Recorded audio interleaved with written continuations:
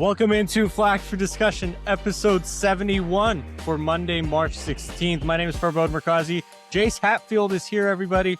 Today we got to talk a little bit about tampering and how the Big Ten wants to do away with investigations into tampering, which is absurd. Jace is having a lot of fun being back. I think you're just stoked to be back with the Flag for Discussion peeps, and maybe me as well. Mostly the peeps. I'm just kidding. The good mix of the two. It's a good. We have a good slate of conversation here. The FanDuel over/unders came out for the Big Ten. I feel like that's going to be a fun conversation. We've got March Madness brackets are coming out the day of recording. They'll come out in a few hours. For those of you listening, maybe you've already got one filled out. It's not a college basketball podcast, but it's March Madness and we like sports. So that's very exciting. We got. I think we can talk some college basketball right now. I think that's completely fair. It's March Madness. Yeah, if you like college football, I can safely assume you're interested in March Madness. Or I'll give you a take I had today. I had some friends leave out of town, but we grabbed some lunch before. We were watching the Arkansas-Vanderbilt game. Arkansas looks phenomenal. So did Vanderbilt. Those are two teams that I was watching. These is high-level basketball. Two teams I like to go far, especially Arkansas. They do rely on a couple freshman guards, which is nerve-wracking, but they're both phenomenal. So watch out for the Razorbacks. High-level freshmen who might not have the emotional maturity to succeed late in the tournament is kind of Coach Calipari's MO. It was his whole thing of like, I recruit so well that I have to lose these guys every year. I honestly am just, not that I didn't think Coach Cal would be good, but I am more than anything impressed because everyone thought after Muss left for USC, Arkansas would go take a step downwards, but they poached the big fish, whatever you think of Coach Cal, and they're looking pretty good, man. Arizona is looking ridiculous. They have three superstars. Bradley, the guard that won Big 12 Player of the Year, he might be the third best player on that team, which is, it means you're in great hands. If that's the case. Michigan looks great. Duke looks great. It'd almost be fun when the bracket comes out. If it was the 64-team football bracket, I might fill one out just to say, okay, if this was football, who's winning? We'll see what the Final Four lines up to be. You do realize that that's somehow going to be the best bracket you made. Of all the, if you put 10 brackets, the one that you use completely different logic for is going to be the one that wins your bracket pool. Absolutely. It's like my mom always finishes top 10 in our big old bracket pool, with 100 people in it, even though she watches 6 Michigan State games a year, and that's about it.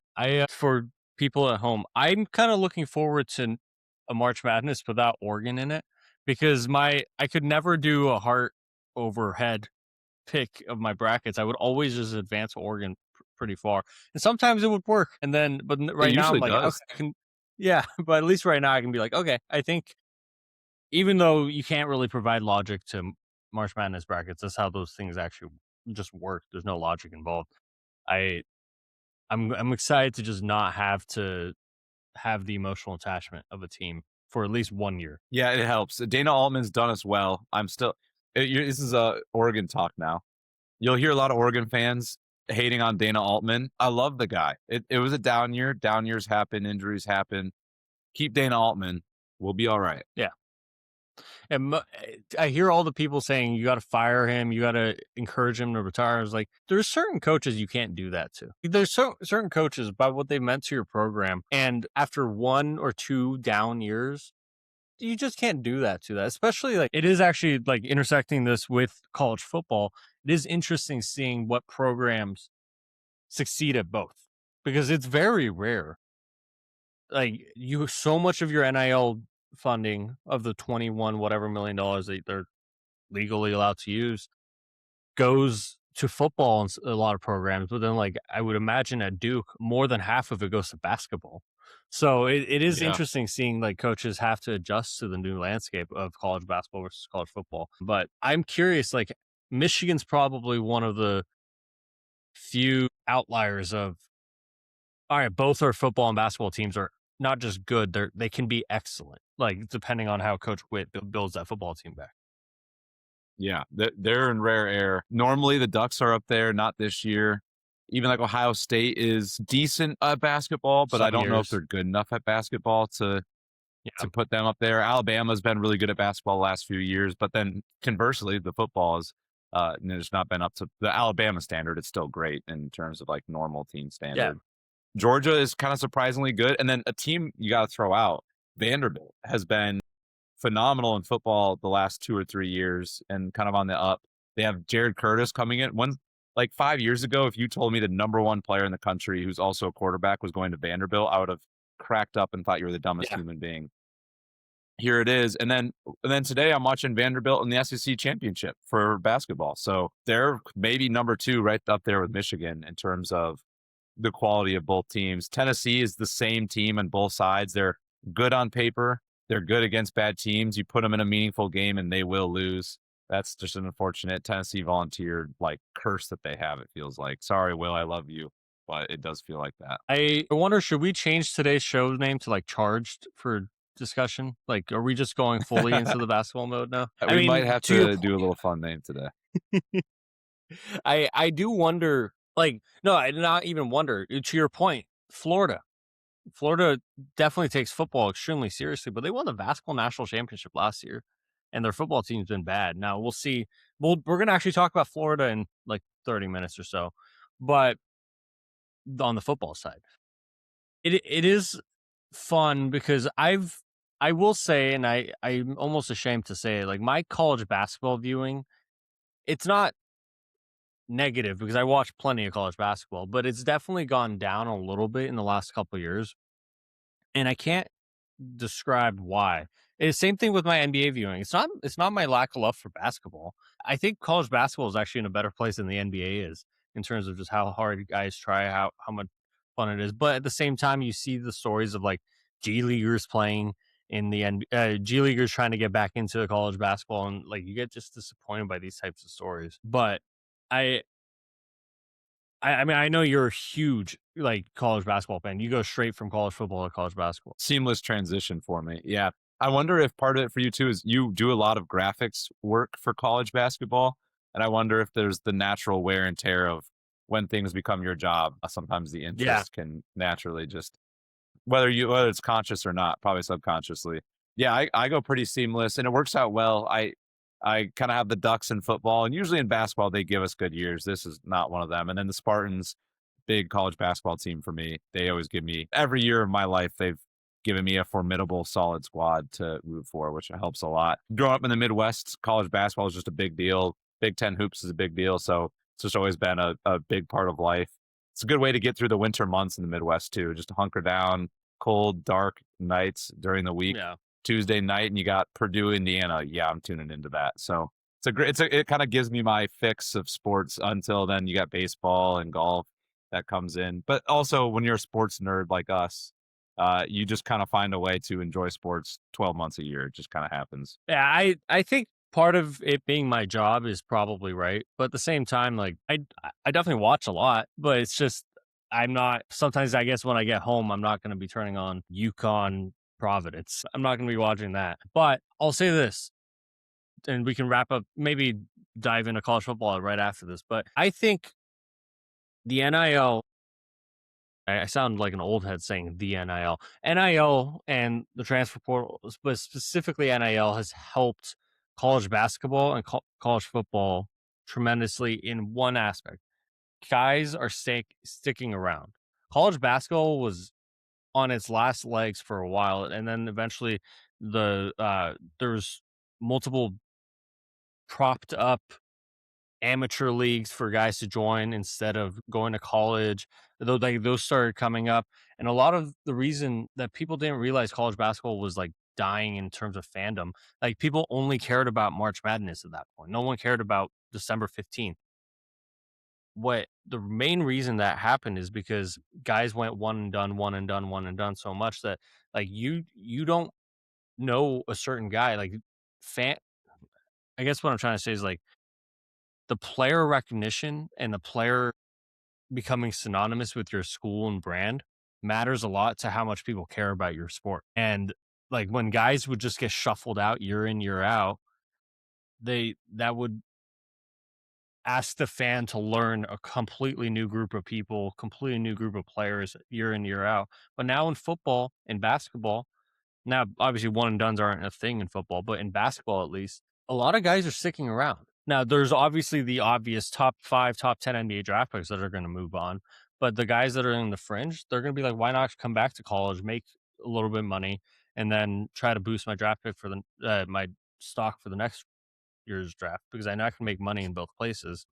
But and then in football, it might hurt the NFL, but I honestly think quarterbacks and receivers, like any position, but mainly quarterbacks, the ones that come back for a fourth year because NIL has given them like the insurance to do so, they're way better off in the NFL, and it'll lead to a better NFL product too.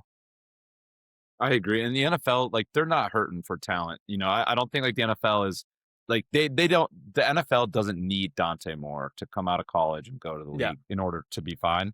Whether Dante Moore comes out this year, next year, hell, even in 2 years, they're going to be fine. So yeah, I'm with you. I think it's to the benefit of NFL for sure. And then yeah, the NBA, like throughout the entire history of college basketball, if you were a lottery pick, you were going to leave, and that's totally valid. Like in basketball, there's way fewer roster spots, way fewer draft picks. It totally makes sense to do that. But yeah, like exactly like you said, if the guys that were projected late first, early seconds, they used to go straight to the NBA because I don't want to risk an injury, and we're bringing in another 5-star kid that plays my position. I'm going to go cash out. But now those kids will stay, and that kind of just creates a more fun product. And yeah, like you said, that the overtime elite leagues and all these different prop Yeah. NBA prep leagues like people kind of forget they were taking over. And I actually kind of forgot about it until you were talking about it, which is why I want to bring it up again. There was a real fear of, are any top 50 recruits in the country even going to go to college anymore? What's the point? You can go get paid to play professional prep league and get drafted that way. So NIL definitely saved college basketball in that regard, because now we've got, not only do we have, think of how much people talk about how good this freshman class is with AJ DeBonsa from BYU, Darren Peterson. You go down the list of all the top 5, top 10 picks. 5 years ago, these guys are all playing in NBA prep leagues, not in college Yeah. basketball. And yeah, 85% of them are going to be one and dones. But yeah, that's because these kids are superstars and they're going to start in the NBA next year. Of course, they're going to go. But heck, maybe even one of them stays, and that's a win because that would have never happened 5+ years ago. So we'll take that. So that was a good point, and something that impacts. We'll dive into a little college football here. Something that impacts both college football, college basketball, and we're hearing a lot about with the college football offseason is tampering. So I'll let you take it away. You have some good quotes here, but tampering has been very relevant in both of these sports, and something that Tony Petitti might not want to solve. It sounds like. No, so what Jace is talking about is the Big Ten. Pete Thamel reported this. He sent out a tweet. I would encourage everyone to go check it out. But the Big Ten sent a letter to the NCAA president asking the NCAA to stop investigating tampering. The letter basically states that the current framework for tampering rules can't be credibly or equitably enforced. It points out that the rules for tampering were designed before a modern era that includes paying players and like the unlimited transfers. The letter actually itself says these rules were not designed for a world in which student athletes are compensated market participants making annual decisions with significant economic consequences. The collision between the old rules and new reality is producing outcomes that harm the population that the rules were designed to protect. Okay, so from the outset, basically what this is saying is the old rules make tampering bad, but the current era of college football, the current way teams and players and programs operate almost requires tampering. So we need to just stop investigating while we figure out new rules. Big Ten further went on and said, we are committed to engaging in an expeditious process to develop a modern framework for contact rules that address varied challenges. They're basically asking to come out and change the rules. The SEC Commissioner, Greg Sankey, called the NCAA rules archaic. He agreed with Tony Petitti in the Big Ten in that the tampering rules are old and we need to change them. But he stopped short of asking asking the NCAA to not investigate the damn tampering anymore. Big 12, the ACC, their conference presidents, commissioners agreed with Greg Sankey. So it seems like the Big Ten's on an island here. Sometimes you have to take a big swing in order to accept like your actual desired outcome that might be a little lower. But to me, Jace, this kind of comes off as, well, if you stop investigating it, yes, we're going to put a new rule in, but probably not won't be for a couple years. So maybe we can use that for my Ohio States, Michigans, Oregons, Penn States of the world to really take advantage of other programs with the money that they got. And we officially solidify ourselves as the preeminent college football P4 conference. Like it feels like that's what the Big Ten's asking for rather than, or else why are they doing this?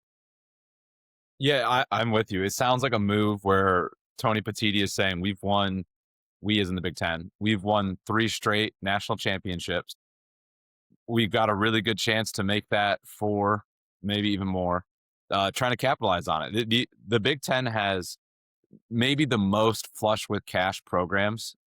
Like a school like Indiana was a program that not a lot of people even thought about in terms of cash. And then they came out and they were able to, fund a really good coaching staff and a really good program. You obviously mentioned the big dogs in the Big Ten. They all are flush. It feels like he's trying to capitalize on that. Now, as a fan, I don't love the conversation from Tony Petitti. I don't want to just get rid of it. I don't want I like, even like as like an Oregon fan, I don't want to win a national championship with knowing that the Oregon tampered for their 5 superstars. I don't want that world to be like my championship. I do agree with Greg Sankey a lot here. I do think it's archaic. We've had a lot of these conversations on the show, even just about the Darian Mensah conversation. If you remember when we talked about that a handful of podcasts ago, and how he ended up going to Miami, what that looked like. Definitely a program or conferences like the ACC and the Big 12. I think they're the ones that are more hurt by tampering, and the Big 10 and the SEC are a little bit more supported by it. So I do definitely see a world where the ACC tries to stand up, or the Big 12. And then definitely small conferences, I would have to imagine, are going to stick with the SEC here and try to back them up with some sort of protection around their tampering. And I also was thinking long term, do you think that, because I see this as Greg Sankey has 95% of college football ADs and conference commissioners supporting him. I wonder if this is not necessarily, he's not doing this intentionally, but an unintentional positive consequence would be, do you think this helps him in conversations and negotiations moving forward when it comes to realignment or how they're going to do the playoff? Because these commissioners will say, well, you know what, this guy was standing up for the little guy. Let's back him up when the SEC says we want 16 with no auto bids or, whatever they would end up going forward with. I wonder if this is some negotiation power that they're going to get out of this too. I don't know if I'd go that far. I don't know if Fair. like defending the small guy, or in this case, another 2 more P4 conferences, or if you want to go down the road of like the Mountain West of G5 conferences. I don't know if this is fully defending them. I think it's more him saying the SEC doesn't believe the way to fix a problem is to just tear down the building. It's, why don't we try to put put some rebar there? Like, what, we can't just shut everything down to fix something. We need to find an actual solution. I thought, if we want to go down the line of what would be a better rule, I'm not a legal type. I'm not going to give you everything, but at the same time, whatever can avoid the Ole Miss Luke Farrelly situation or the Miami Darian Mensah situation. Tampering will happen. But if a kid signs with another program, is in classes at another program, buddy, your head coach shouldn't be texting him with pictures of a new contract. That's full blown unadulterated tampering. Like, that should not be allowed. But if a kid is like, I don't know, here's the deal. I think a lot of this could be fixed by where the NCAA doesn't want to go, is call these guys pro athletes, find a way to collectively bargain, hire a commissioner of your sport. These guys will now basically be semi-pro athletes. But the reason that fixes it is because then by collectively bargaining, you can publicize contracts that the kids are signing. You can publicize contracts that the coaches have. Like, Lincoln Riley can't be hiding with a private university contract that like no one actually knows exactly what he's making. I say this is the way to fix this, because then once coaches, players are on like their contracts are publicized, then I guess you could institute like the legal tampering period that the NFL has. They're not free agents yet. They're still under contract, but they got a year left. They got 2 years left. This is the time where like you can actually go and tamper. But if you're going to tamper at like after a kid already signs and is under a longer term contract, then that's a problem. I completely agree. I think going with having the players have the ability to have a players association, to have representatives other than just any agent that wants to call himself an agent would be very beneficial in these kind of negotiations of how we're going to set these rules up. And I completely agree with your last point. I would love to see some version of kind of what we have with the NFL and almost call it a free agency period. If there's a better word that the NCAA feels more comfortable going with, go for that. But having a period that is you are officially on the market. And then, like you said, the legal tampering period before that starts. If you fall under XYZ requirements, which would be 1 year left on your deal, you've been with the program for more than a full season, whatever other they want to negotiate. If you meet this criteria, you get this month that opens up on this day to where you can contact other schools can contact you. And like you said, if all this information is public, then schools there'll be a definitive list of all the kids in the country who meet these requirements who are open for contact. It would almost be a similar free agent kind of thing. I think that would be a much more beneficial scenario. And I think it's better for the players. I think for players, it's better to have the ability to like openly communicate with coaches, not have to worry about if you're crossing lines or not. It helps get rid of the public image of like with Darian Mensah or Luke Ferrelli when they leave and they get all this negative backlash. It helps clear up a lot of that air. I think it's really good for teams. It helps coaches know who's going to be on their roster, who's not. Do I need to plan? Right, like Luke Ferrelli, if you're Clemson, you're like, oh, I have this position filled. I'm good. I'm not going to go attack it in the portal. And then last second, bam, you don't have it. If you're Duke, you think I got my quarterback set. I don't need to worry about this. Last second, bam, now you do. It helps coaches and teams know what they need to prepare for and what they don't. It's better for the sport to have some rules and regulations around this. Let's get some representation. And yeah, I think the NCAA is terrified to go into the semi-athlete. They love the word student athlete. And I think it terrifies them to reframe that. But I think at this point, they're no longer student athletes. You don't get paid 7 figures as a student. It's just not, we were college students and we weren't getting paid 7 figures by anybody. We were paying many figures. We're paying 7 figures to be there. So yeah, 6 figures. I think it's time to stop pretending that these are student athletes and call them what they are, which is semi-professional athletes. And that's the thing is like, if that's the road we want to go down, there's probably going to be a lot that happens with college football that we hate. There's probably going to be a lot of decisions that are made that we're going to be like, what are they doing? This doesn't look like the sport that I fell in love with 15 years ago when I was a kid, whatever it was. I do think, I don't know. I think what the Big Ten, if you believe that their intentions are wholly pure by doing this, and they're just not trying to create a further free-for-all in recruiting, is great. They genuinely want the problem fixed. But after that, do you believe that someone's actually going to walk in here and say, hey, NCAA, they actually broke the new tampering rules. Can someone enforce it? I don't believe that the NCAA is just going to be enforcing anything from here on out. That's one of the problems of like having a non-collectively bargained sport.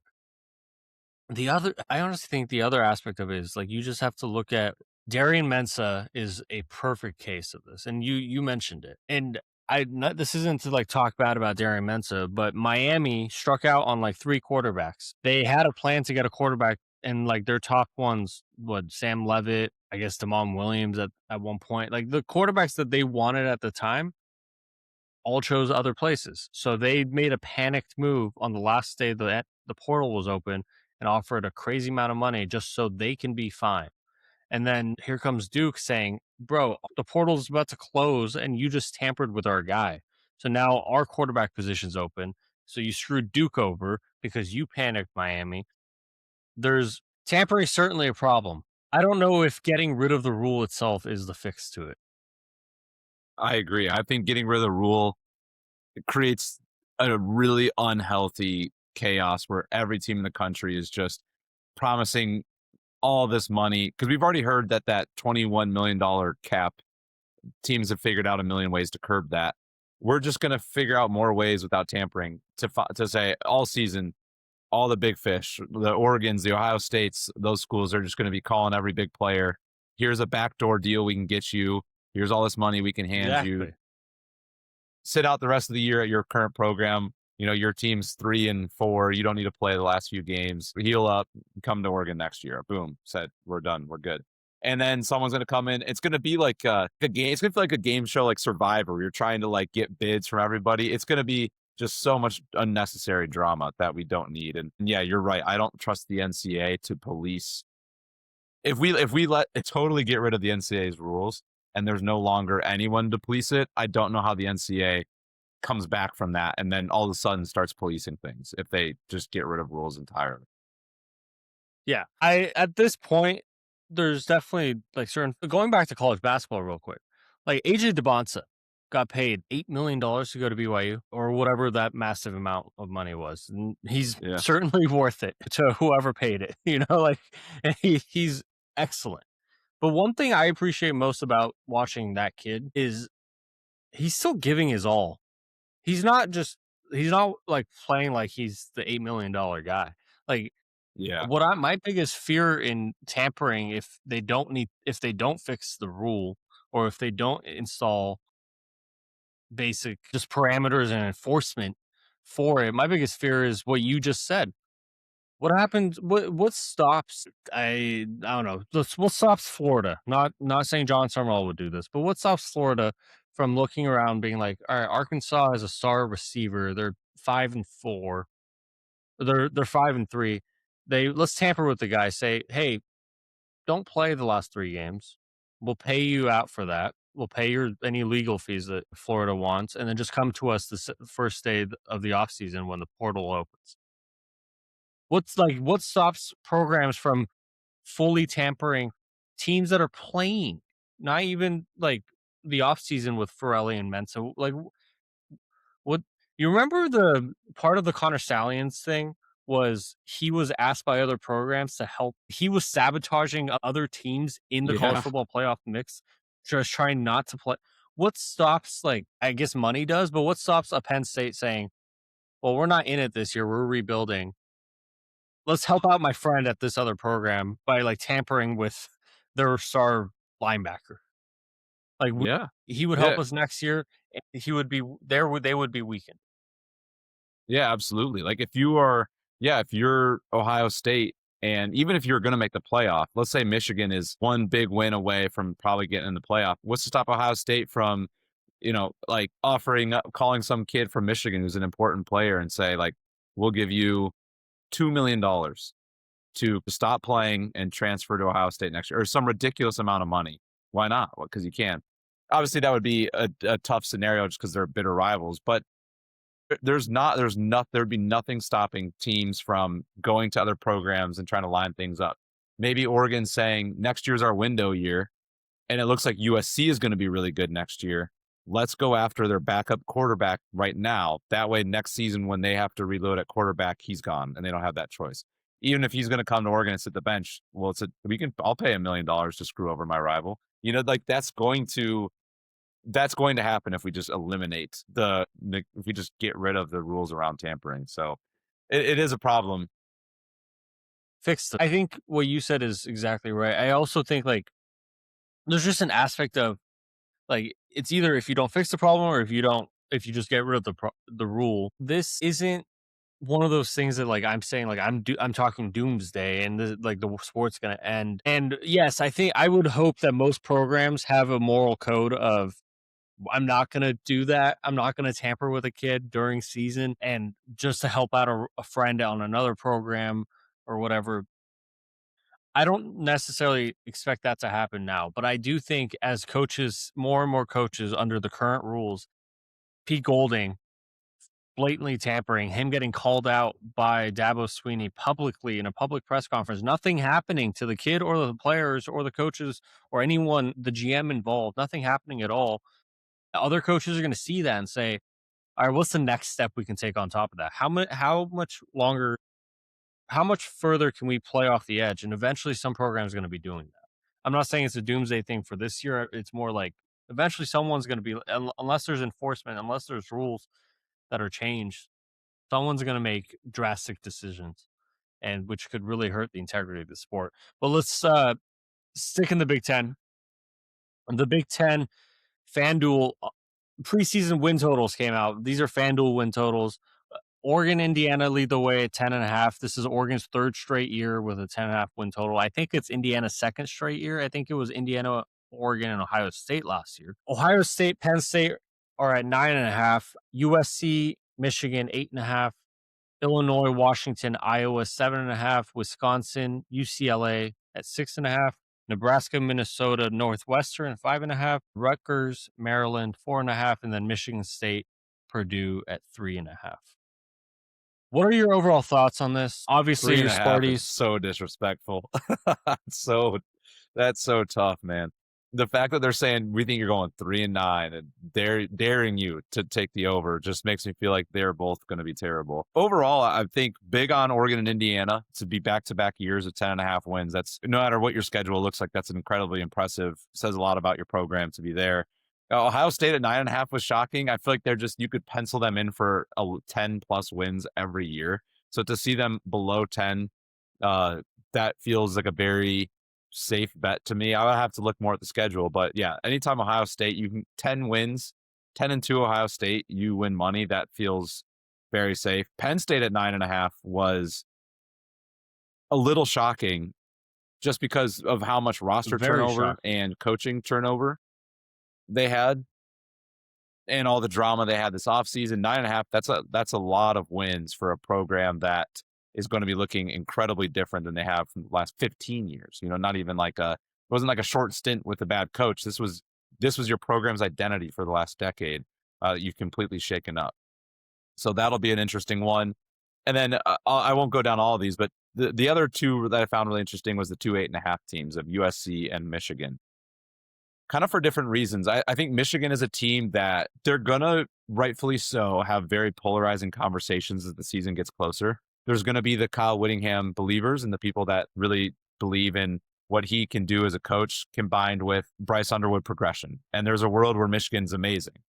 And in which case 8.5 is, we could look back and Michigan's going to be 11-1. Like, how did we not see that? They have Kyle Whittingham, Bryce Underwood developed. That's free. But on the other side, similarly, there's a world you lose a lot of talent. You bring in a new coach who's never really coached in the Big Ten.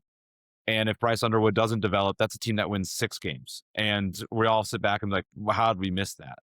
That of course they weren't going to win 8.5. So they're very polarizing. They're going to be a great hindsight team. Everyone's going to say they predicted Michigan correctly at the end of the season, despite whether it was true or not. And then USC, I think, is on the kind of other side of it, where I think everyone feels pretty there's a lot of conversations recently that a lot of people feel very comfortable about USC being good, right? The conversation around USC doesn't seem to be, are they going to win 8 or 9 games? It feels like, oh, this is going to be the playoff year. How far do they go? And the 8.5 almost kind of says to me that Vegas is saying pump the brakes on the playoff conversation and they went 9-3 last season. They have a tough schedule. I believe they play Oregon, Washington, Ohio State, Indiana, Penn State, at Wisconsin, at UCLA. That's a tough schedule. And 8.5 wins, that's a lot of wins in a tough schedule.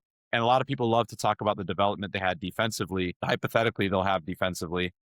A lot of people forget losing Mekhi Lemon and Jacoby Lane. That's no slouch. Like, that's not, we'll be fine. You know, we can reload. Those are 2 elite players that you lost. And Jade Mayava, if you watch a lot of USC games, not that he got bailed out, but there were a lot of 50-50 balls that those 2 guys made that in a world where you have an average wide receiver one, it's an interception. You don't pick up that 4th down. That's a lot to lose. You lose your 2-star safeties. You lose a couple linebackers, lose an edge rusher, lose a couple guys on the O-line. That'll be an interesting team to see how they look moving forward. And then the rest of the Big Ten, anyone between 7.5 and 5.5 at this point in the season is so hard to predict. That's when you'd have to really get the schedule and really like start to hammer in on. And then, yeah, like I said, 3.5 is, it's tough. I think, okay, so looking at this, I think I texted you my overall thoughts, my initial thoughts, like my right away thoughts. Ohio State feels low at 9.5, especially in Jeremiah Smith's 3rd year and Julian Sain's 3rd year. They're not bringing in a lot of important positions. They're not completely fresh. And I'm looking at their schedule. They got Ball State, to start, Texas on the road, so that you could chalk that up as either or. Kent State, Illinois at home, Iowa on the road, Maryland. So I think where this 9.5 comes from for Ohio State is they're playing Texas, Indiana, USC, Oregon, and on the road, and then they have Michigan at home. I think it's basically saying they are more likely than not to drop one of those games, whether it's Oregon, whether it's USC or Indiana. They're more likely than not to drop one to two of those games. And then if they lose Texas right away to start the year, then all of a sudden they're in a deeper hole than they thought. So I understand the Ohio State thing, but I'm like you. I can't imagine looking up at Ohio State's schedule at the end of the year and seeing any a single digit number in the win column. So Ohio Yeah, State it's feels just low. Like it feels low to me. Penn State feels really high to me.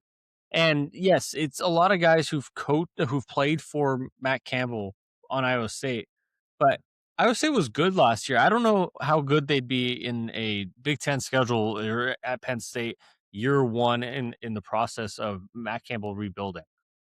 Like it's not fully Iowa State from last year, but 9.5 feels like way too much respect. But that feels like one of the easy unders that I'll take for this college football season because they could even win 9. They could have a good year, quote unquote, for Matt Campbell's first year, and the under would still hit. My other takeaways: UCLA higher than I thought. 6.5. I thought they would be in the 4.5 region in Bob Chesney's first year, but that I think he's getting them a lot of respect as it is. Iowa, I think it's kind of ridiculous that their win total year in year out is 7.5. Like at some point, you guys got to just understand they're going to win 8 to 10 games every year. They're not going to score a lot. I without knowing much about their roster for this next season, I would be pretty comfortable taking the over on Iowa as it is. And then Northwestern, pretty curious for me. The 5.5. I mean, I know the rest of the program's not very strong. They brought in Chip Kelly for a reason. I don't think it was because Chip Kelly had to go coach. He just got paid out $6 million from being fired by the Raiders. He could have sat on his butt this season until he got a better offer. I would assume that they would win more than 5.5, but I haven't looked at their schedule. The USC point's very interesting because there's a chance even if the over hits, USC fans are unhappy. Because I think if you're a USC fan, with the world where the college football world when Lincoln Riley was hired, there has been some hires in that Mario Cristobal's gone to a national championship. Dan Lanning has won playoff games. Lincoln Riley had to restart, ask for forgiveness, ask for a second chance. You're kind of you lose, like I said, you lose your two best playmakers who were not just because they were superstar playmakers. They're going to be playing on Sundays for a long time. This is kind of your most likely final year of Jaden Maiava. If this isn't the year that you go to a playoff and even win a playoff game, where do you stand? Lincoln Riley's had 5 years to fix the defense. If they don't make a playoff, it's probably safe to assume he hasn't done that. You lose the guy that was supposed to be the quarterback to take you there. You lost the wide receiver weapons that were supposed to help you get there. Do you keep giving? Does Lincoln Riley get that extension, right? And this is a conversation. Right. We'll have a hot seat meter as the season approaches. It'll be really fun to talk about the varying possible outcomes for USC and what that means for Lincoln Riley. But yeah, if they go 9-3, yes, it hits the over. If bettors are happy. If you're a USC fan, are you happy with 9-3 and no playoff appearance? Yeah, that's the scary part. I mean, looking at their schedule, they obviously got Notre Dame off their schedule because they're scared. But they have San Jose State, Fresno State, UL Monroe, and Rutgers to start off the year. You can chalk that up 4-0 probably, right? Is that fair? Yep. They got home against Oregon and home against Washington. I don't know. I think you could chalk that up for one loss at least, if not two. Like home against Oregon, home against Washington. Yeah, I think best case scenario 1-1 at Penn State. Nice. If you got to pray to go 2-1 through Oregon, Washington at Penn State and go into that first bye week at, what would that put them at? 6-1 is like best case scenario, I would say, for them. 5-2 possible. 4-3 would be very disappointing, obviously. And then at Wisconsin, I don't know where Wisconsin's going to be next year, but at Wisconsin for a team at USC, yeah, is not going to be It's not a slouch game, especially considering you play Ohio State right after. That's an easy game to overlook. It's just like how your camera's doing. It's an easy game to just not think about out of a bye week. You just had a tough stretch of Oregon, Washington, Penn State. You have a bye. You're probably thinking about Ohio State. That's not a game that you want to just chalk up as a win. And then after Ohio State, you go bye and then at Indiana. Also not a slouch game. And then you end the year at UCLA. Again, that's a team that's getting better. People are finding out, you and I like Bob Chesney a lot. But also Bob Chesney, every time I say it, I feel like I'm talking about a country singer. It's probably because Kenny Chesney, but it feels like I get that wrong every time.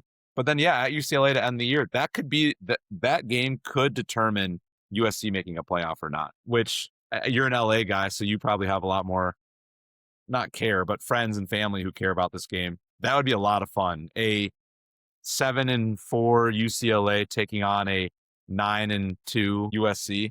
USC win and they're in, lost and they're done. That might sell out the Rose Bowl for the first time in UCLA regular season history. That would be, in my opinion, that would be UCLA's dream, because if they're 7-4, they're probably like, man, things are looking up. Like, obviously, this isn't where we want to be in 5 years, but 7-4, Bob Chesney's first year, things are looking good. We're gonna build off of this, and we get a chance to eliminate our biggest rival from the college football playoff consideration. Yeah, that game would be rowdy. So I would probably have to go to that game.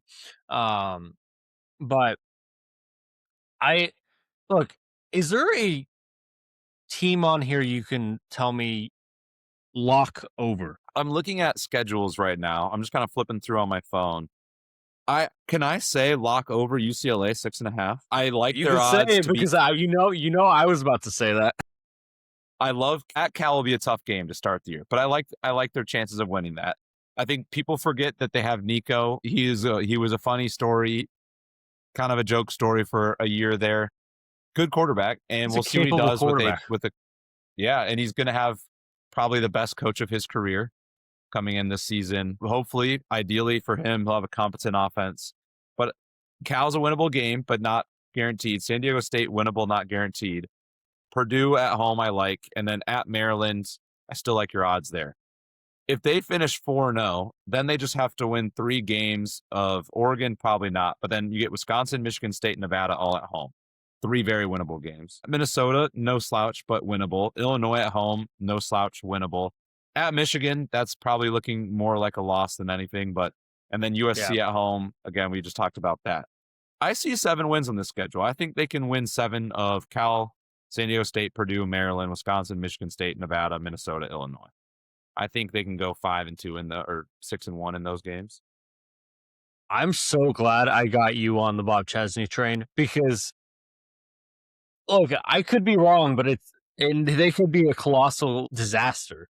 But I'm just glad that I have someone who would fall down that mountain with me. Yes, I agree with you. I don't know how they're going to look year one, but we texted about this past week.